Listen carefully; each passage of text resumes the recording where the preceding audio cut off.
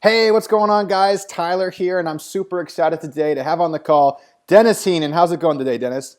Good. Thanks for having me. Yeah, man, I really appreciate you taking the time out of your day to get on the call with us and talk about what we're going to Definitely. talk about today. We're going to talk about some really high intensity, hardcore training. And the reason why is because Dennis, I met Dennis just a few months back, and I took notice of this guy instantly because he is straight shredded, right? Just straight. He smiles on the other end. He's wearing a sweatshirt and everything. But you guys, you can check him out, Dennis Heenan, and you can see this guy is straight shredded, and he's doing some really hardcore training. So, Dennis, before we jump into that, why don't you give us kind of like a background? Who are you? How did you get to where you are, and what are you hoping to teach people? I got in the fitness industry about 7 years ago after my freshman year of college. And, I wasn't always shredded. I was super skinny and I was a collegiate basketball player. So after my freshman year, I knew I needed to put on some size and strength. And throughout that summer, I went through a crazy transformation. I put on 30 pounds of muscle and basically just completely changed my life because I got obsessed with everything health and fitness. And I have much of my coaches to thank for that and just my own testing and tweaking in that time. And, it really is what brought me to today because I haven't stopped testing or tweaking workouts and nutrition to try to hone in on how you can reshape your physique in the fastest possible way. And, because I was an athlete, that's how I train and that's how I find to be the best results. And, it's just all about, like I said, I love to test things out and I'm always just like taking a workout and making a small switch to it to see if it can, do better, bring better results. Doesn't always happen that way. I've definitely failed a lot in this time, but, yeah, now I run Fat Burning Nation is my main website, and then I have a couple of different programs that I've written that have done really well for people. So Awesome, man. That's cool. I'm so happy you mentioned like constantly testing and tweaking because there's nothing worse than people going to their gym and taking advice from their local gym rat. Who like maybe yeah, he's lean, maybe he's shredded, maybe it was genetics, or maybe he just got to a point and got consistent. But I mean, I was at the gym the other week and I saw some guy standing on one leg in a one-legged deadlift position on a Bosu ball doing a tricep kickback with a 5-pound dumbbell. And he was jacked, right? So I would, by all means, I most likely people will walk up to this guy and be like, "Is that how you got your triceps?" And he'll be like, "Yeah, that's how I got my triceps." But it's not reality. He probably did some heavy work for a long time, and he's just doing that because that's what he enjoys to do now. So I'm happy you mentioned that. You're going to say something. Go ahead. yeah, it's really interesting. I mean, you see people like that all the time. You walk into the gym and you're seeing all these crazy ripped guys doing all these insane exercises. But the thing is, I've kept the basics in my training very much the same since the beginning. And Right. it's just all about, focusing on continuing to get stronger, continuing to work for performance. Because if you look at an athlete, someone I like to use is Usain Bolt. If you look at that guy, how is it possible that that guy gets faster every year, even though his world records seem like they're impossible to beat? Right. And it's like you look at his training and he's just training harder and smarter each and every time he hits the gym or hits the track.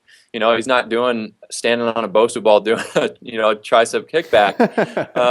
It's just all about taking the basic exercises and making it better, training for that performance aspect. Absolutely. I think if you took like, pictures of Usain or any athlete for that matter over time, you'd probably see some crazy transformation in the way their Oh yeah. physique looks, going from, Hmm. maybe skinny or skinny fat or whatever to like where they are today, which is really ultimately the most appeasing look to the eye, in my opinion, is the athletic look. Hmm. Like it's not the gigantic, huge bodybuilder or the emaciated, runway model. It's that Yep. athletic look that we all want. So I really like your approach, and I'm a big fan of the athletic training. So Dennis, like you mentioned, keeping your training essentially the same over the years, but testing different modalities and tweaks and stuff. When you say keeping it the same, what are the foundational movement patterns that you like to use that you think get the best results of people? So a lot of people, when I give, new workouts or new exercises, they'll notice that a lot of them are, pretty similar. Like I love the squat, deadlift, the pushing exercises, pulling exercises. But I mean, I've tested, 6 weeks of a program where I'm just doing maybe squats, pull-ups, and like a press, like either an incline press or even a push-up.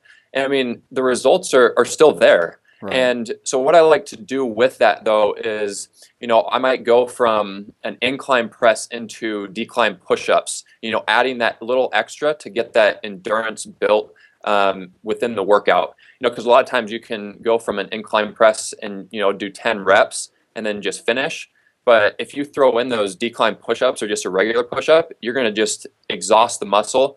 And as an athlete, when you're looking at it, that's basically what they're trying to do in their training. You're not necessarily training to failure, but you can, within a 20-minute span, by just adding like a little tweak like that, like throwing in that decline push-up, like your workout and results will just go through the roof, is what I've noticed. There's other things too that you can, adding in like a sprint at the end of a circuit or something like that, or like kettlebell swings, and but just basic movements, keeping it basic. Like pull-ups, push-ups, squat jumps are some of my favorite things. I'm a big body weight guy as well. I love body weight exercises just because you can do them anytime, anywhere. But there's so many different things, but everyone's always trying to come up with these crazy exercises. Like one of the pictures I always refer back to is the guy doing the barbell squat and the Bosu ball. It's Right. like, why in the world would you ever, even think of doing that when, Right. I mean, not smart. So people watching, don't ever do that, or listening, don't ever do that. But yeah. So I mean, just keeping some of the basic movements, and then adding something in at the end of those movements. Sure. So I'm interested in how you quantify your performance, because obviously you're a performance-based guy. And one Mm-hmm. of the things that I preach to people is, keep a training journal. And every year, if you don't look back at it and you're like, okay, last year I was doing, 10 pull-ups, and this year I managed even just 12, like that's progress. But if you're doing 10 Yep. and then, at the end of the year, you're like, oh, I'm at 8, or you're still at 10, then we're really not making any progress. So how do you quantify that when you're doing these these workout complexes or these workout supersets? Yeah, so there's a few different ways. Like what I always tell my clients and what I make sure of myself is I'm always making sure that I'm either getting stronger in a workout, or I'm doing at least one more rep if I'm using the same weight as before. Sure. And if I'm, if you'll hit a certain point where it's very hard to go up weight or even do one more rep. And that's when you can, throw in some drop sets, or even, like I said, going from the incline press to a decline push-up. That will help increase that strength and endurance. And so that's what I'm really looking for when it comes to performance, is just getting better each and every workout. And, when it's the summer here today, it's winter now in Minnesota. I'm very sad about that. But, like during my sprinting sessions, you start out going like 80% if you haven't sprinted outside for a while. And then, you just keep extending the length that you're sprinting and the intensity that you're sprinting at. And that just ensures that you're boosting that performance and getting better each workout.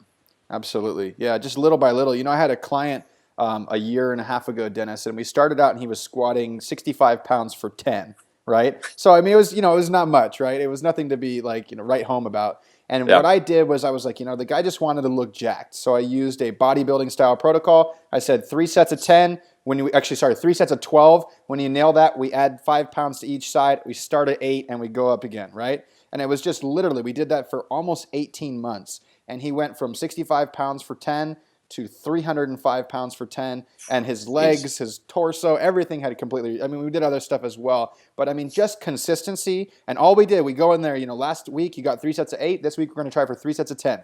And if you get Mm-hmm. it, then we'll try for 3 sets of 12 next time. If you don't get it, we'll come back and try for 3 sets of 10 until we get it. I mean, little tiny things consistently done can make all the difference. Yep. So you mentioned sprinting there, right? I think that a lot of people are missing the ball when it comes to conditioning, right? Because they're doing kind of let's say a little bit longer of workouts. Maybe their high intensity workouts aren't really as high intensity as they might get. So tell us a little bit about that, actual sprinting, how you kind of approach that in your training, and then what does it mean to really have intensity?